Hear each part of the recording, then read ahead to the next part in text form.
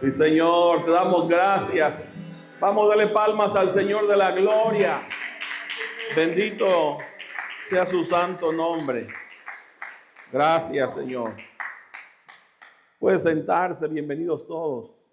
Nos gozamos en esta noche poder reunirnos, disfrutar del compañerismo entre nosotros y también de compartir la palabra juntos. Amén. Bueno, hoy quisiera, no decir concluir, pero sí quisiera tomar la última enseñanza con respecto a las virtudes. Y hoy quisiera compartir con usted acerca del fundamento de toda virtud. El fundamento de toda virtud es Cristo. Diga, es Cristo. Es Cristo. Es muy importante, creo yo, entender que todas las virtudes, ¿verdad? ¿Qué quiere decir la palabra virtud? Bueno, las virtudes son las cualidades de la vida de Cristo, o dicho de otra manera, son los aspectos del carácter de Cristo. Y el fundamento de toda virtud que tú y yo podamos tener, si estamos en Cristo, realmente provienen de Él. Ahora, es muy importante entender cómo es que estas virtudes deben de ser una realidad en nuestro corazón. ¿Cuál es su procedencia? ¿Cómo es que la obtenemos? Y también, ¿cómo es que eso puede ser realmente una aplicación en nuestras vidas diarias? Creo que a veces podemos aprender solamente las doctrinas, pero no la experiencia de esas virtudes. Santiago capítulo 1, versículo 17 dice, toda buena dádiva. Dentro de esas dádivas están las virtudes, porque las virtudes no son tuyas, son dadas por el Señor. Toda buena dádiva y todo don perfecto desciende de lo alto, del Padre de las luces, en el cual dice no hay mudanza ni sombra de variación. Quiere decir que estas virtudes son una realidad, nunca cambian, ¿verdad? Siempre y cuando esas realidades en tu corazón estén y realmente sean aplicadas o vividas, esas virtudes, la misma virtud que hubo en Cristo, también se desarrolla en nuestros corazones. Ahora, leímos ahí que toda buena dádiva y todo don perfecto desciende de lo alto, del Padre de las luces. Así que toda buena dádiva, toda virtud que recibimos, la recibimos por medio, aunque provienen del Padre, pero las recibimos por medio de la vida de su Hijo.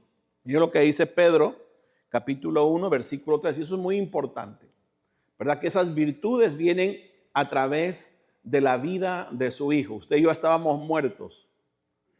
¿Ve? El hombre cuando fue creado, quiero decirle que él tenía estas virtudes de Dios. Ahora, el problema es que esas virtudes fueron realmente perdidas, por decirlo así, o dejaron de existir, o dejaron de desarrollarse en el alma del hombre y comenzaron a desarrollarse no virtudes, sino desvirtudes, ¿verdad?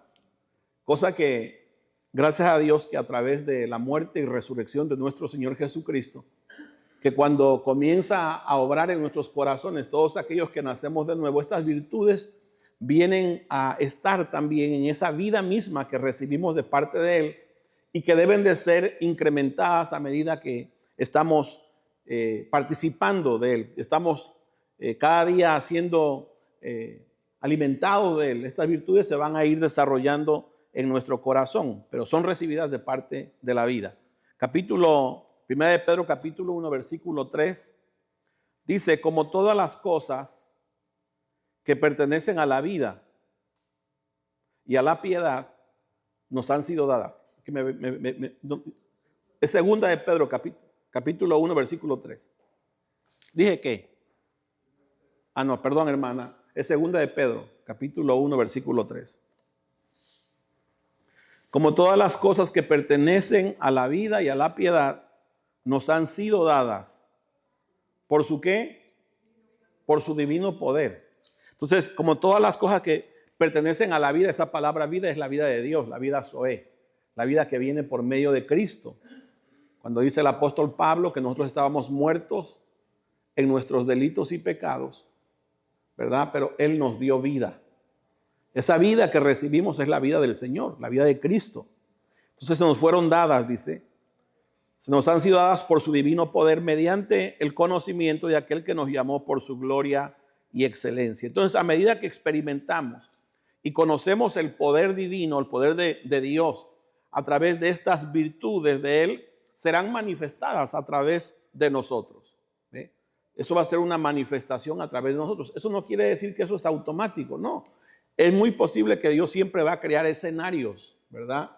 En nuestros hogares, escenarios en el trabajo, escenarios con otras personas, donde estas virtudes tienen que desarrollarse dentro de nosotros.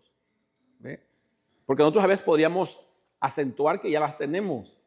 Yo recuerdo una vez que estaba platicando con un hermano, cuando yo hablaba con él, me daba a entender que ya era maduro, ¿me entiende? Y como uno entiende que esto es un proceso, que esto no es que ya llegué, ¿no? Es un proceso donde el Señor está trabajando en nuestros corazones. Yo recuerdo que lo escuché y le dije, ¿sabe qué? Tenga cuidado con su corazón, le dije, porque nuestros corazones son muy engañosos. Y la Escritura dice que cuando el hombre se enaltece, después de eso viene la caída.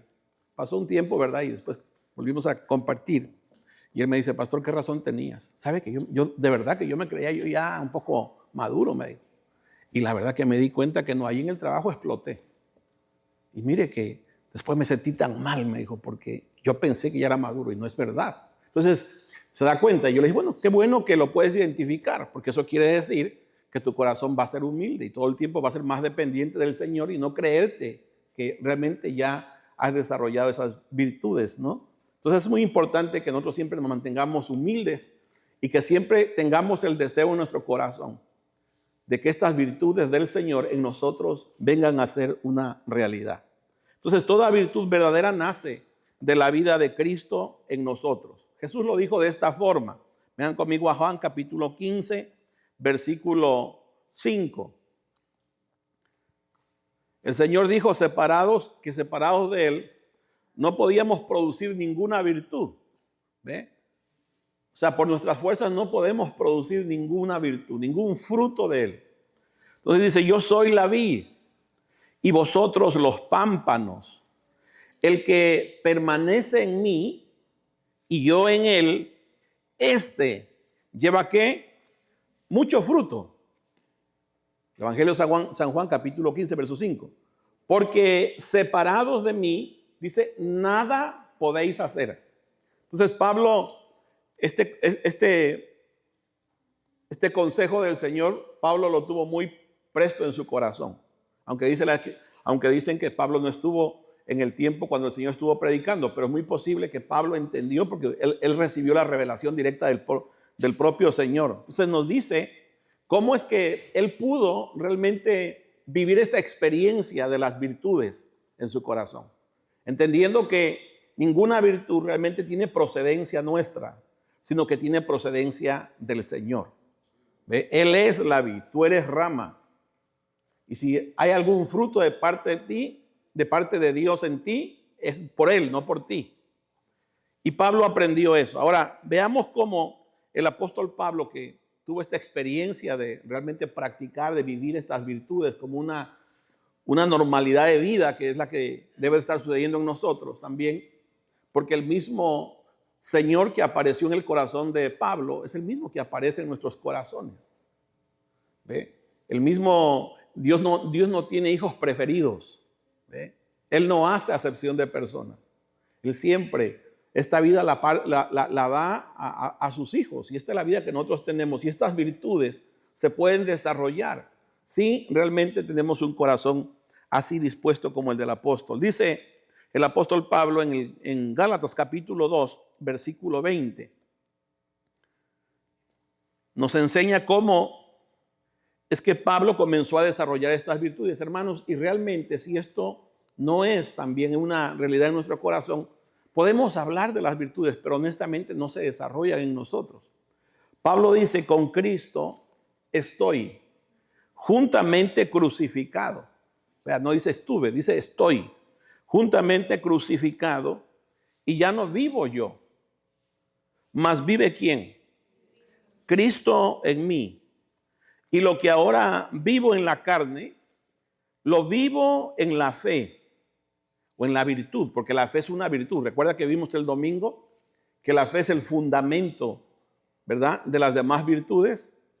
Entonces, dice, lo que vivo en la fe, en la virtud del Hijo de Dios, el cual me amó y se entregó a sí mismo por mí.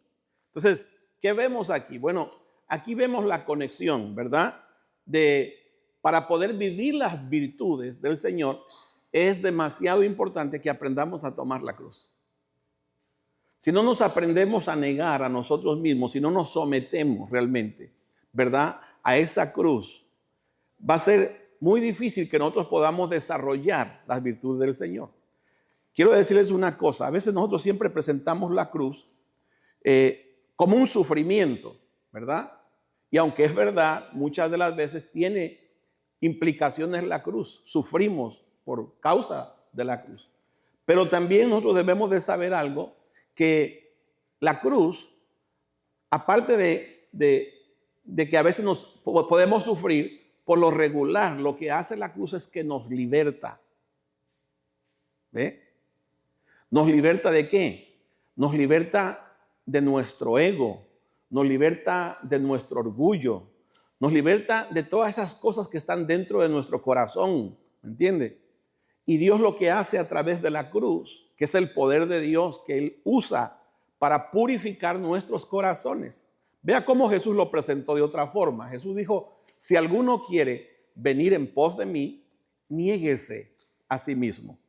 Tome su cruz, ¿verdad? Y sígame.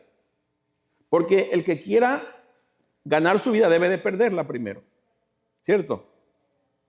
Entonces, ¿pero perder qué vida? Bueno, esa vida adámica que nosotros recibimos, esa vida que no tiene las virtudes de Dios, sino tiene las desvirtudes. Por ejemplo, tiene odio, tiene resentimiento, tiene amargura, tiene enojo, todas esas cosas que se levantan en esta naturaleza que está en nuestro corazón también. ¿Ve? Entonces, esa es la vida que nosotros debemos de crucificar, o esa es la vida que el Señor quiere que nosotros realmente crucifiquemos. Ahora, ese mismo texto, Dios lo compara con otro. Por ejemplo, dice, si alguno está cansado, venid a mí todos los que estéis cansados y cargados. ¿Qué te cansa? ¿Qué te cansa? Bueno, lo que te canse, Él dice, venid a mí todos los que estéis cansados y cargados, que yo los voy a hacer descansar. Ahora la pregunta es ¿cómo? ¿Cómo nos hace descansar el Señor? Aprended de mí. ¿Que soy qué? Manso.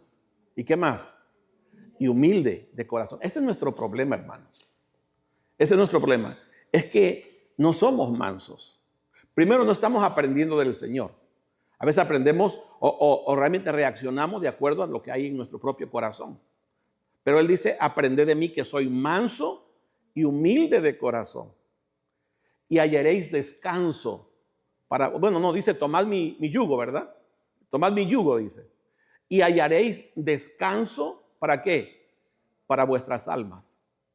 Y luego dice, porque ligera es mi carga.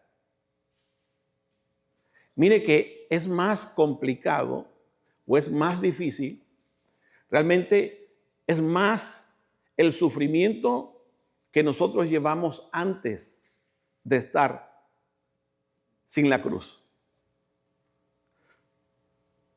que realmente tomar la cruz. Porque la cruz nos liberta de eso que hay en nuestro corazón, de ese odio, de ese resentimiento, de esas cosas que están muy adentro del corazón. Entonces, es verdad que hay veces que se sufre por causa de la cruz, pero muchas de las veces no tiene que ver realmente por la cruz. A veces tiene que ver por comportamientos nuestros. Por ejemplo, imagínese un matrimonio, ¿verdad?, que tiene problemas. Y los dos son cristianos. No estoy hablando de una que no sea cristiana. Estoy hablando de los dos que son cristianos. Los dos conocen del Señor. Los dos escuchan la palabra. Los dos saben lo que el Señor dice. Pero no se someten a la palabra del Señor. Usted no puede decir, ay, pastor, tengo cargando esta cruz, ¿verdad? O viceversa. Pero si realmente no estás viviendo, no están viviendo conforme a lo que la Escritura dice. O sea, no están tomando ambos la cruz. ¿Se da cuenta? Entonces, eso vienen conflictos. ¿Por qué vienen conflictos? Bueno, vienen conflictos por eso, porque realmente no estamos tomando la cruz. Queremos seguir viviendo en nuestra naturaleza adámica. ¿Me entiende? Y por eso que tenemos conflictos, porque son reacciones internas del corazón que no se quieren dejar. Entonces, vienes y dices, no, es que estoy llevando la cruz. No, es no la cruz, esos son comportamientos de tu propio corazón, que Él quiere, es cierto que mueran, pero deben de aprender a morir los dos. ¿Ve? Entonces, a veces es lo que no queremos nosotros. Entonces, nuestros comportamientos nos generan sufrimientos. Y lo que el Señor quiere es que nosotros podamos salir de ese sufrimiento y realmente experimentar la libertad. O sea, por eso que el Señor Jesús, ¿verdad? No se podía liberar la vida del Señor si Él no moría. No se puede liberar la vida del Señor si no aprendemos nosotros también a morir. El Señor no puede gobernar, reinar nuestras almas si seguimos viviendo la nuestra. ¿Me explico? Entonces, eso es demasiado importante. Por eso Pablo, ¿verdad? Se desarrollaron en él estas virtudes porque él entendió que lo primero que se necesitaba hacer para desarrollar estas virtudes es tomar la cruz. Por eso él dice, con Cristo estoy juntamente crucificado. Y mira lo que hace la cruz. Ya no vivo yo. La cruz lo que hace es que mata nuestro ego. ¿Ve? Es el arma de Dios que usa para matar nuestro ego, para matar nuestro orgullo. O sea, negar nuestra propia voluntad, negar nuestra voluntad, realmente es lo que Dios usa, la cruz, para que nosotros podamos ser libres de esa esclavitud que hay dentro del corazón.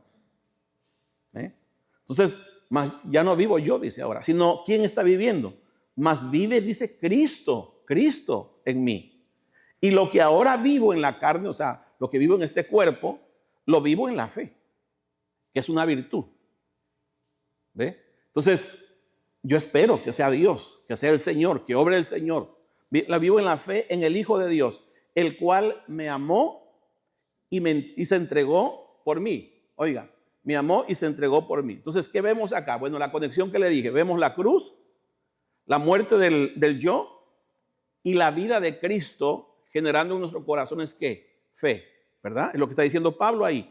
La fe del Hijo de Dios. Ahora, sigamos leyendo el verso 21. Dice, no desecho la gracia de Dios. Otra virtud. No desecho la gracia de Dios. La gracia es una virtud que proviene de Dios, que viene de Cristo. Él es la gracia personificada. No desecho la gracia de Dios, pues si por la ley fuese la justicia, entonces por demás murió Cristo.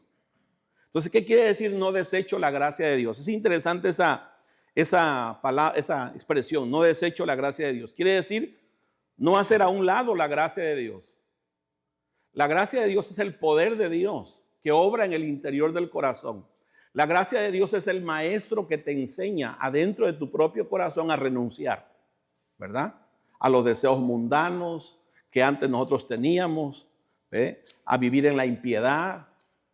Y también nos enseña a vivir en justicia, en santidad, en pureza. Es lo que hace la gracia en nuestro corazón. Entonces no hagas a un lado la gracia, no hagas a un lado el poder del Señor, no lo quieras hacer en tu propia fuerza, no, que sea el Señor obrando en ti. Hazle caso, obedece cuando el Señor habla en tu propio corazón, vence el mal con el bien. Entonces la gracia de Dios siempre va a obrar así, no invalidar, ¿verdad? La gracia, no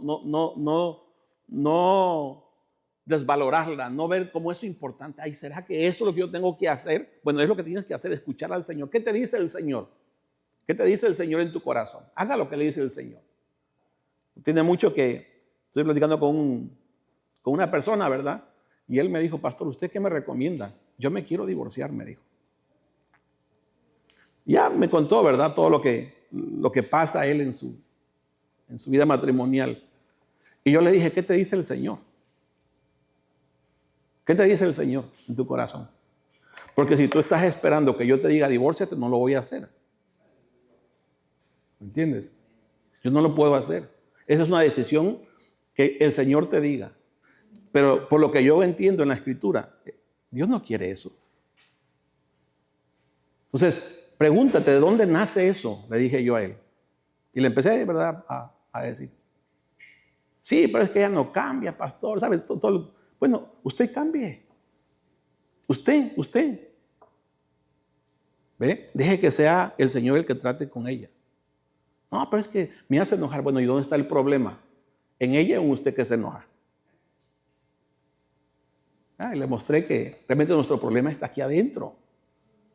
Le dije, y eso no se puede llevar así. Tienes que aprender a morir a eso. Como que no le gustó mucho, ¿verdad? Pero es que esa es la verdad. ¿Qué le vas a decir? ¿Le vas a dar el consejo? Sí, ¿verdad? Tiene que hacer esto. No sirve de nada.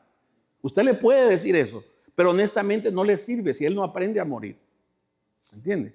Y ese es el problema, porque la gente está consejería y consejería y consejería y consejería y no sucede nada, se divorcian. ¿Cuál es el problema? El problema fue el corazón, hermanos. ¿Me entiende? Es el corazón. Entonces, ¿qué estaba Pablo diciendo aquí? Bueno, Pablo estaba diciendo, no anulo, no rechazo, no desprecio la gracia que Dios me da. ¿Ve? Entonces, su voluntad realmente sustituye la nuestra. El hacer la voluntad de Él debe de sustituir la nuestra. Se tiene que hacer la voluntad del Señor en nuestros corazones. Entonces, cuando vivimos así, cuando vivimos crucificados, ¿verdad? Cuando tomamos la cruz, ya no estamos haciendo nuestra propia voluntad. Ya comienza la voluntad del Señor a hacerse. Pero como le digo, es verdad que a veces tenemos eso, pero ¿qué sufrimiento? No. Qué liberación, que tú puedas salir del odio, del resentimiento de tu corazón. ¿Qué liberación es esa? ¿Entiendes? ¿Qué liberación es esa? Entonces, la gracia de Dios es el poder de Dios. Mira lo que dice Pablo. Entonces, la gracia de Dios, amados, que es otra virtud, ¿verdad? Ya vimos que la fe, la gracia de Dios produce en nuestro corazón el poder servirnos. ¿Ve? El poder servirse el uno al otro. Mira lo que dice Pablo. Lo que dice Pablo. Primera de Corintios 15, verso 10. Pero la gracia, dice, pero la gracia de Dios, por la gracia de Dios soy lo que soy. Y su gracia no ha sido en vano para conmigo. Antes he trabajado más que todos ellos, pero no yo, sino la gracia de Dios conmigo. Mira lo que está diciendo el apóstol. El apóstol Pablo que está diciendo, yo he trabajado más que todos los apóstoles, pero realmente no he sido yo. Ha sido la gracia de Dios, ha sido el poder de Dios obrando en mí. ¿Ve? Entonces Pablo reconoce que el servicio que él ha presentado o que él ha hecho en la obra del Señor no es un servicio que nace de él, que es otra virtud del servir.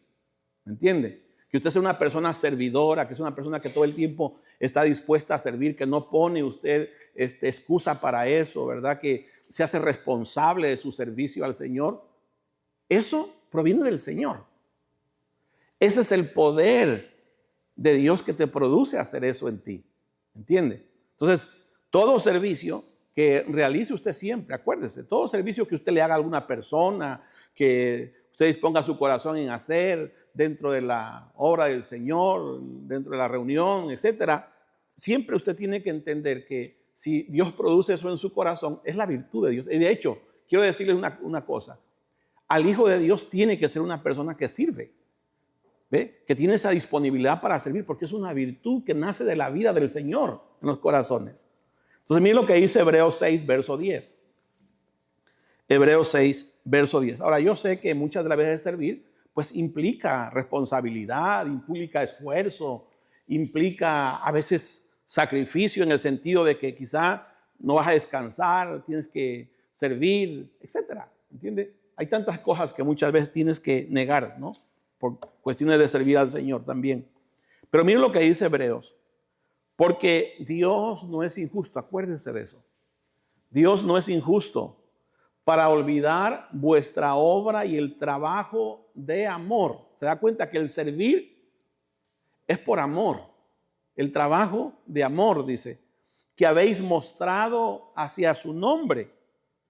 Y vea cómo se muestra este trabajo de amor. Habiendo servido a los santos y sirviéndoles aún. O sea, lo hiciste en el pasado y todavía lo sigues haciendo. Lo que está diciendo el escritor a los hebreos, a la iglesia. Entonces, eso es demasiado importante. Verso 11.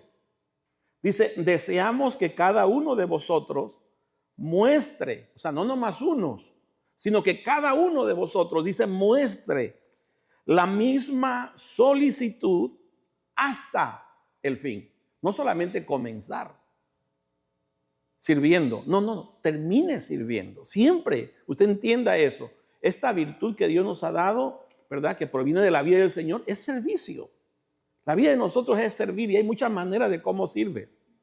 Sirves muchas de las veces quizás platicar con un hermano que está pasando momentos difíciles. Sirves, por ejemplo, con una persona que ayudas. Sirves quizás al dar un consejo. Sí, hay muchas maneras de servir. Sirves a tus papás, sirves a tus hermanos, sirves a las personas que están a tu alrededor. Debemos de tener ese corazón de servicio. Esa es una virtud que proviene del Señor. ¿Ve? Entonces a veces somos muy cristianos aquí adentro, pero allá no servimos a nadie. Y no es así. No, nosotros debemos aprender a servir. Entonces, mire la palabra que me interesó. Dice, solícitos hasta el fin en este servicio. Ahora, esa palabra solícitos quiere decir diligentes, ¿ve? Prontitud, esfuerzo, dedicación seria, cuidado activo. O sea, no debe de ser una emoción o un entusiasmo pasajero, sino algo constante e intencional. Yo tengo que entender que esta virtud del Señor no es como una emoción. Ay, sí, hoy voy a servir, mañana ya no. No, eso no es así. Esta virtud tiene que crecer cada día con mayor responsabilidad. Entre más vaya pasando el tiempo, tú deberías de ser mejor en tu servicio, no al revés. ¿Entiendes? No, cada día mejor en tu servicio, cada día mejor en tu servicio. Eso implica que realmente esta virtud está creciendo en su propio corazón. Ahora, mire lo que dice Gálatas. Y yo sé que servir al Señor a veces o servir a las personas a veces es un poco cansado. No te recompensa o la gente no te afirma por lo que haces, ¿me entiendes? Pero sabe que el Señor no dijo eso, que usted tiene que buscar eso. El Señor dijo que todo lo que hagamos, lo hagamos de corazón para el Señor y no para los hombres, porque de Él recibiremos la recompensa. ¿Entiendes? Entonces nosotros siempre debemos tener ese corazón dispuesto que Dios mira todo lo que nosotros hacemos y también lo que no hacemos, ¿verdad? Y sabiendo que el Señor honrará siempre cuando servimos. Versículo, Gálatas capítulo 6, verso 9. Gálatas 6, verso 9. Dice, no nos cansemos, pues, de hacer el bien. Oiga eso. No nos cansemos, pues, de hacer el bien, porque a su tiempo, ¿qué? Segaremos, si no desmayamos. Así que, según tengamos oportunidad, hagamos bien a todos. Y mayormente dice a los de la familia ¿de qué? De la fe. O sea, es verdad que nosotros somos llamados a servir a todos, a hacerles bien a todos, pero mayormente dice a los de la familia de la fe. Entonces Pablo explica, ¿verdad?, que esta realidad de las virtudes nacen de la vida del Señor, nacen del amor de Dios en nuestro corazón. ¿Ve? Esa fe proviene del Señor, ese servicio, esa virtud de servir proviene del Señor. Ahora veamos Corintios, segunda carta a los Corintios, capítulo 5, versículo 14.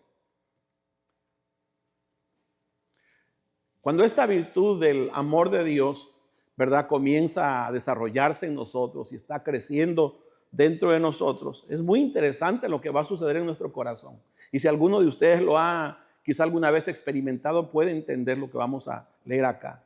Miren lo que dice el apóstol. Porque el amor de Cristo nos constriñe. Oiga esa palabra. Pensando esto, que si uno murió por todos, luego todos murieron. Y por todos murió para que los que viven ya no vivan para sí, sino para aquel que murió y resucitó por ellos. Esa palabra constriñir es muy interesante. Quiere decir apremiar, impulsar, empujar hacia adelante, controlar, rodear por todos lados, sujetar fuertemente, tenernos tomados sin dejarnos ir.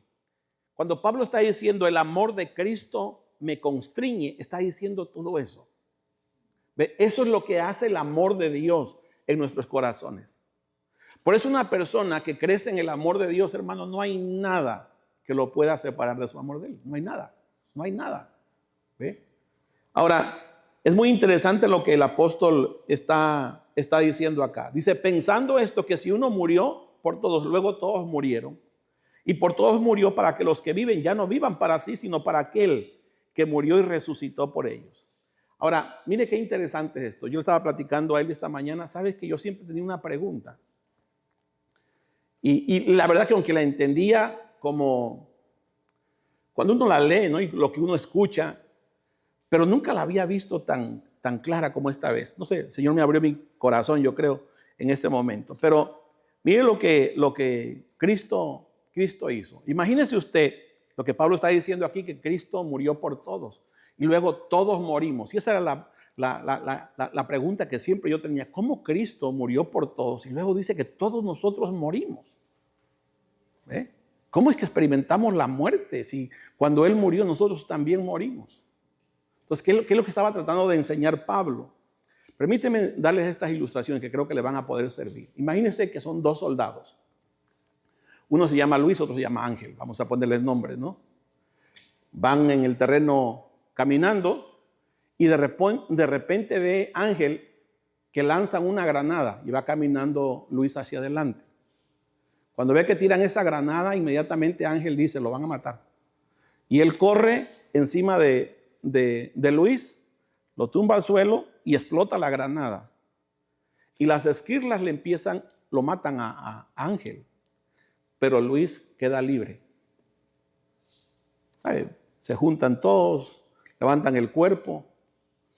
¿Qué piensa usted después de que ese hombre, Luis, sabe que esa granada lo iba a matar? Lo iba a destruir. ¿Qué usted cree que pase por la mente de ese soldado Luis cuando llegara a su casa y se sentara con su familia? ¿Qué usted cree que iba a hablar ese soldado? ¿Ve lo que Ángel hizo, cierto? Lo agradecido que está, cómo ese hombre dio su vida por él, sabiendo que lo iba a matar la granada. Imagínense si le daban el privilegio de cuando le van a dar honores a Ángel, porque le van a hacer su servicio fúnebre. ¿Qué cree que podría decir este hombre, Luis? Podía comenzar a hablar de todo realmente lo que ese hombre hizo, ¿cierto? ¿Cómo es que él le salvó la vida? Había que estar agradecido, es muy posible que llorando. Y es posible que siempre que tuviese reuniones posteriormente, su conversación, cuando hablasen de algo, es muy posible que su conversación iba a ser de Ángel. Bueno, déjeme decir una cosa, eso es exactamente lo que hizo Cristo por nosotros. La Biblia dice que nosotros merecíamos la condenación eterna, ¿cierto? Él tomó nuestro lugar. Él murió por nosotros. Él murió en nuestro lugar. Nosotros deberíamos de vernos así, porque eso es lo que a nosotros nos correspondía, morir. La pregunta es que si entendemos eso, que eso venga a ser una realidad en nuestro propio corazón, la pregunta es, ¿qué deberíamos de decir? ¿Ve? Cuando estamos sentados con nuestra familia, si realmente eso es una realidad, si eso es algo que hay conciencia en nuestro propio corazón, ¿qué le deberíamos de contar a la familia? ¿Qué deberíamos de hacer cuando venimos a las reuniones y damos honor a Él? ¿Cómo debería de ser nuestra gratitud hacia el Señor? Ahora, es muy posible que todavía no empiece usted a hilar cabos, pero permíteme enseñarle otra ilustración. En el Antiguo Testamento, la Escritura dice que un día vinieron los filisteos a retar al pueblo de Israel a pelear, ¿verdad? Y cuando vinieron a pelear, se paró un hombre llamado Goliat, que era un gigante, y dijo, ¿hay algún valiente dentro del pueblo de Israel que venga y pelee conmigo? Y si pelea conmigo, el que gane, ese va a ser siervo. El que pierda, perdón, va a ser siervo del que gane. Si ustedes nos ganan a nosotros, pues nosotros vamos a ser siervos de ustedes. Y si nosotros les ganamos a ustedes, pues ustedes van a ser nuestros siervos. ¿Qué estaba haciendo ese paladín, ese gigante? Él era el representante de todo un pueblo. Y dice que el pueblo de Israel temblaba hasta que se levantó David y fue a pelear. Y ya conoce usted la historia, que agarró la onda y le dio su pedrada en la cabeza, ¿no? Y cayó. Bueno, esa victoria de David, porque el pueblo de Israel no peleó, solamente peleó él con Goliat. Y venció, ¿cierto? A Goliat. Bueno, es exactamente lo que hizo Cristo. Cristo es nuestra cabeza representativa. Su victoria de Él es victoria de nosotros. ¿Me explico? Entonces, cuando Cristo murió, nosotros estábamos muriendo con Él, pero cuando Cristo resucita por esa vida, nosotros tenemos la vida de Cristo. Ahora, miren lo que Pablo cómo lo ilustra. Vengan conmigo a Romanos, por favor. Romanos, capítulo 5. Pablo lo pone de esta manera. Usted va a entender. Y dígame si ese amor de Dios no nos debe de consumir a nosotros, no nos debe de constreñir en nuestro corazón cuando tú entiendes el amor del Señor. Romanos 5, versículo 12 dice, por tanto, como el pecado entró en el mundo por un hombre. ¿Por quién entró el pecado? Por Adán. Él era nuestra cabeza representativa. ¿Entiende? Él era nuestra cabeza representativa, Adán. Dice, y por el pecado que entró, la muerte. Así la muerte pasó ¿a quiénes? A todos los hombres. A todos los hombres. ¿Ve? Por cuanto todos pecaron. Aunque usted no pecó literalmente cuando estuvo con Adán, pero en Adán usted pecó. O sea, a través de la simiente de Adán, toda la raza humana a través de esa simiente nació siendo pecadora, muerta espiritualmente. ¿Ve? Porque él era su cabeza representativa. Versículo 18, no vamos a leer todo, versículo 18. Así que, como por la transgresión de uno, vino la condenación a todos los hombres. De la misma manera, por la justicia de uno, vino ¿qué? A todos los hombres la justificación de ¿qué? De vida. Vea. Porque así como por la desobediencia de un hombre, los muchos fueron constituidos pecadores, así también por la obediencia de uno, los muchos serán constituidos ¿qué? Justos. Por eso es que cuando Cristo murió por nuestros pecados, nosotros morimos con Él. Cuando Cristo resucitó, nosotros resucitamos con Él, porque Él es nuestra cabeza representativa. Ante los ojos de Dios nos ve así, nos ve en Cristo. ¿Me entiende? Y eso es algo glorioso, hermanos. Entonces, ¿cómo deberíamos de vivir si realmente Él murió por nosotros? Les pregunto. Ahora, para eso es muy, muy, muy importante realmente que el Señor despierte nuestras conciencias. Porque a veces como cristianos, mire, yo me recuerdo que cuando recién comencé, si hay algo que yo vivía agradecido es por la muerte de Cristo a mi favor. ¿Ve? Yo lloraba a veces manejando el carro, ¿ve? Yo digo eso y a veces como que empieza a pasar, como que te empiezas a dormir. Porque, amados hermanos, eso es lo más glorioso. O sea, sin eso, sin esa experiencia de lo que Cristo ha hecho por nosotros, ¿ve? Va a ser complicado para que nosotros estemos dispuestos a morir. Porque si Él murió, vea, esa es una obra consumada. Él hizo todo. Pero esa misma experiencia tiene que suceder en nuestro corazón. La diferencia es que antes, cuando no tenías la vida de Dios, no podías hacerlo. Pero hoy con este poder de la vida de Dios sí podemos morir, porque es un poder superior el que hay en nuestro propio corazón a esas cosas que nos esclavizan en nuestra propia alma, ¿me entiende? Entonces eso es demasiado importante. ¿Por qué le digo que debemos de estar conscientes? Bueno, tener conciencia es tener conocimiento. Fíjese lo que dice, tener conciencia es tener conocimiento interno, es tener conocimiento adentro de ti, tener conciencia realmente de lo que Cristo hizo por ti en la cruz externa y de lo que Cristo está haciendo dentro de ti. Eso es algo muy glorioso, mano. ¿Ve? Eso es algo muy glorioso. Por eso es que la vida de nosotros debe de ser una vida que cada día está creciendo en estas virtudes. El amor del Señor, cuando comienza a ser experimentado y tú lo comienzas a ver, tu amor por el Señor debe de crecer. ¿Ve? Debe de vivir así, como dice Pablo, el amor de Cristo nos constriñe pensando esto, que si Él murió por todos y luego todos murieron, ¿verdad? Ahora todos nosotros debemos de morir. ¿Ve? ¿A qué debemos de morir? A eso, a ese ego, a ese orgullo que hay en nuestro propio corazón. ¿Para qué? Para que podamos servirle, para que podamos amarle, para que podamos ser luz, testimonio realmente al mundo. ¿Me entiende? Esas virtudes tienen que ser expresadas. Esa virtud del amor de Dios tiene que ser expresado hacia las personas. ¿Ve? Si no, se queda solamente en doctrinas, se queda solamente en palabras. No, no, no. Eso no transforma.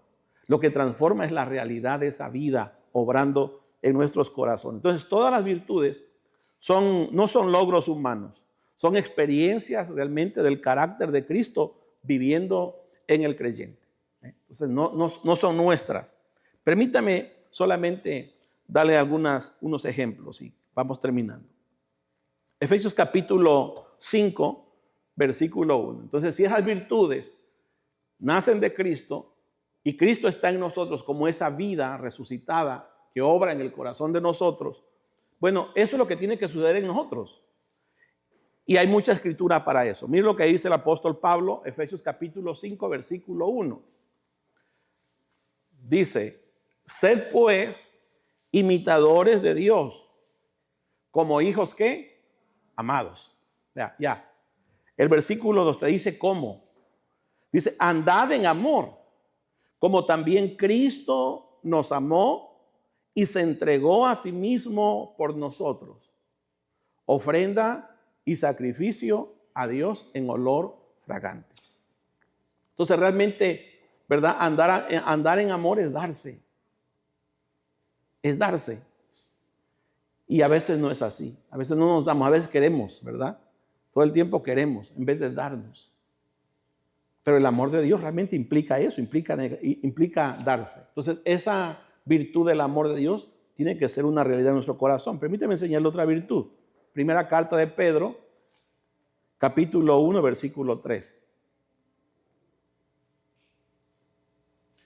Bendito el Dios y Padre de nuestro Señor Jesucristo, que según su grande misericordia nos hizo renacer. ¿Para qué? Para una esperanza viva. Oiga, para una esperanza viva. Por la resurrección de Jesucristo de los muertos. ¿Por qué? ¿Quién es la esperanza viva? ¿Quién es la esperanza viva? Cristo. Cristo es la esperanza viva. ¿Por qué? ¿Por qué Cristo es la esperanza viva? Bueno, porque no es una idea.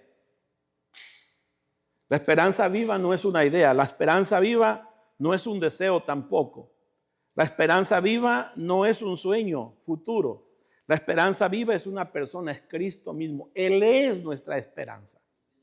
¿Me entiende? Él es nuestra esperanza. Entonces, y es una esperanza que está viva. ¿Ve? Por eso es que es muy importante eso. La esperanza que tiene poder. Si está viva, tiene poder. No está muerta, no es teórica. Por eso es que hay mucha gente que es verdad, ve el futuro, ¿verdad? Y conoce las escrituras, pero realmente no está experimentando a Cristo. Y por eso es que siempre vive dudando. Pero cuando realmente hay una convicción de Cristo, que Él vive dentro de ti, ¿verdad? Que su espíritu te guía, que tu espíritu te enseña, que su espíritu te corrige, que su espíritu está desarrollando en ti todas estas virtudes. ¿Cómo no va a haber esperanza en Él? ¿Cómo no vas a vivir confiado en Él? ¿Ve? ¿Cómo no vas a vivir confiado? Si tú mismo estás experimentando que algo está sucediendo de ti, porque esa esperanza viva nos transforma, nos está transformando a cada uno de nosotros. ¿Ve? Entonces, esa esperanza no decepciona. Esa esperanza no decepciona porque es una realidad en el corazón. Descansa en alguien que es fiel, que lo que promete lo cumple. ¿Ve? Alguien le da esperanza, le puede fallar, pero lo que Él dice lo cumple. ¿Ve? Cuando Él dice vence el mal con el bien, le conviene. Cuando Él dice toma tu cruz y sígueme, ¿ve? Le conviene a usted. Toma mi yugo, aprende de mí que soy manso y humilde, hágale caso. ¿Ve? Entonces, esta esperanza es una esperanza viva. Cristo es nuestra esperanza porque Él vive dentro de nosotros. Cristo también es la humildad. ¿Ve? Él tuvo esa virtud. Usted se puede pensar. El apóstol Pablo dice, haya en vosotros este pensar o este sentir, dice otras versiones, que hubo también en Cristo Jesús, el cual dice siendo igual a Dios o coigual a Dios, no escatimó el ser igual a Dios como cosa que aferrarse. Vea, ya es como Dios o ya es Dios. No se aferró a esa gloria, sino que se despojó de esa gloria, dice, y se hizo hombre. Ya eso era demasiado. Siempre he puesto la ilustración, ¿verdad? Imagínense que usted es hombre o mujer y nomás de repente se convierte en hormiga.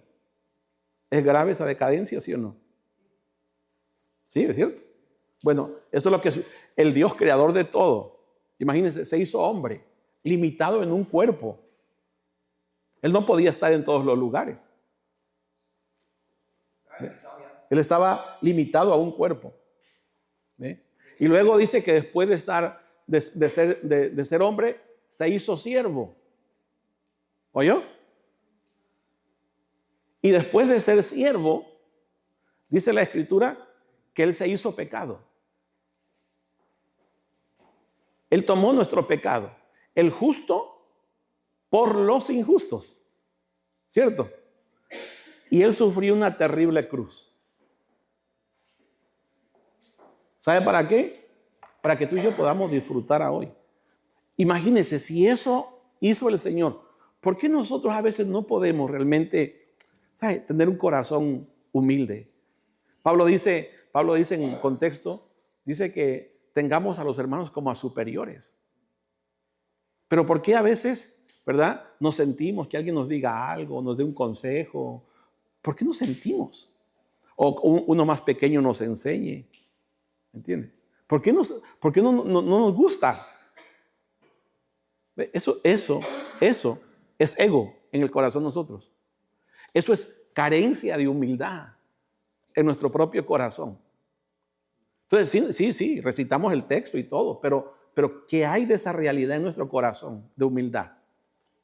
Entonces se dan cuenta que sí es muy, muy importante que esas virtudes en nuestro corazón se desarrollen. Bueno, vamos a terminar acá. Permíteme, venga conmigo a este texto.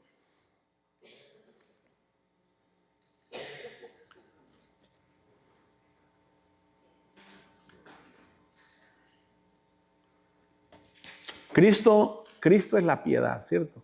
El hermano Horacio compartió este día de la reunión que el misterio de la piedad es Cristo, ¿verdad?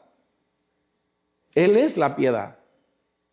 Entonces, en esa vida que Él nos da, se tiene que desarrollar la piedad. Miren lo que dice Hebreos, capítulo 5, verso 7. Dice, Cristo en los días de su carne, ofreciendo ruegos y súplicas con gran clamor y lágrimas, al que le podía librar de la muerte, fue oído a causa de su temor reverente.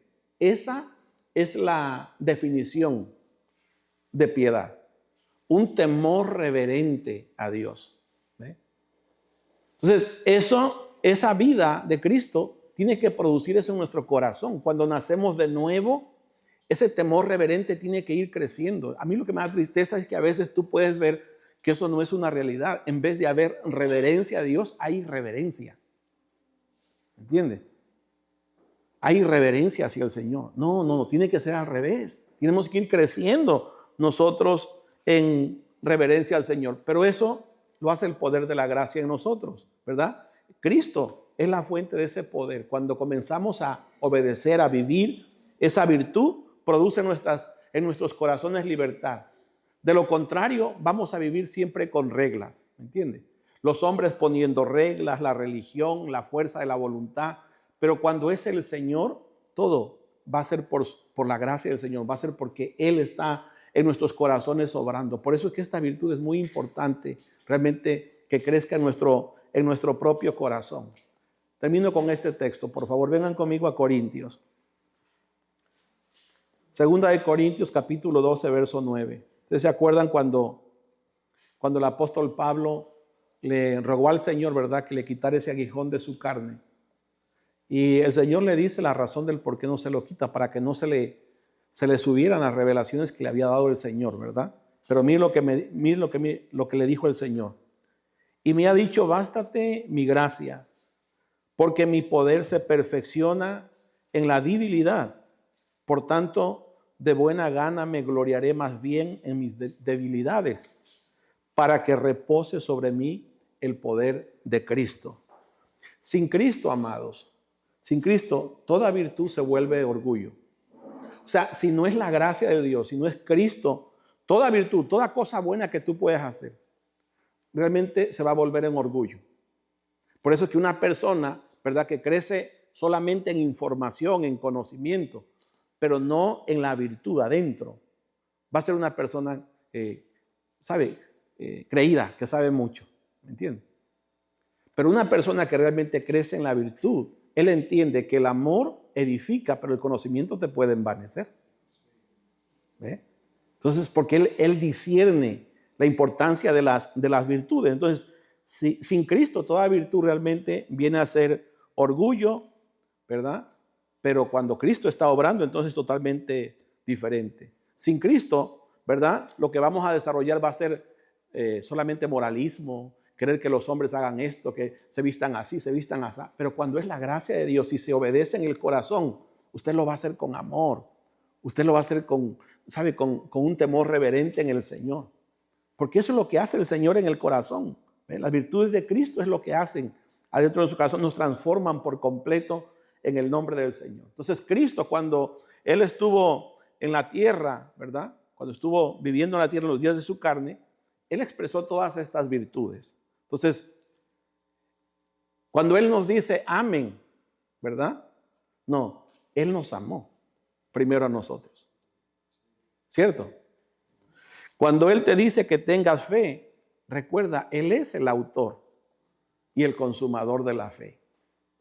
Cuando Él te dice que seas santo, Él te dijo que seas santo. Dice, sed santos porque yo soy ¿qué? Primero Él vivió esa santidad porque Él es santo. Él no dice perdona, ¿ve?, solamente de labios. Él dice perdona como yo te he perdonado. ¿Cuántas veces lo has ofendido? ¿Y cuántas veces lo sigues ofendiendo? ¿Y acaso no te perdona? Bueno, de la misma manera perdona tú. ¿Ve?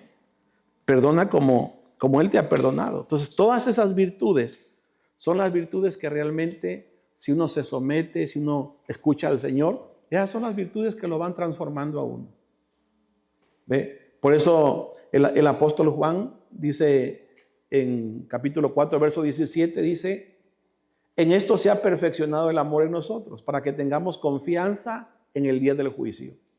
Pues como Él es, así somos nosotros en este mundo. Vea, Dios quiere que nosotros seamos como Él. Ahora, es verdad que eso nos hace falta mucho. ¿Ve? Pero eso no es una falta de respeto, al contrario. Esa es la razón del por qué Él dio a su Hijo en una cruz para pagar por el precio de nuestro pecado, pero esa es también la razón del por qué Él resucitó, para venir a morar en nuestro corazón y ese propósito eterno que Él planeó desde antes de la fundación del mundo se pueda cumplir en ti y en mí, en el nombre del Señor. Así que, queridos, yo les animo, todas las virtudes que tú puedas ver a través de las Escrituras no son para que las conozcamos de memoria, son para que las vivamos en el nombre del Señor.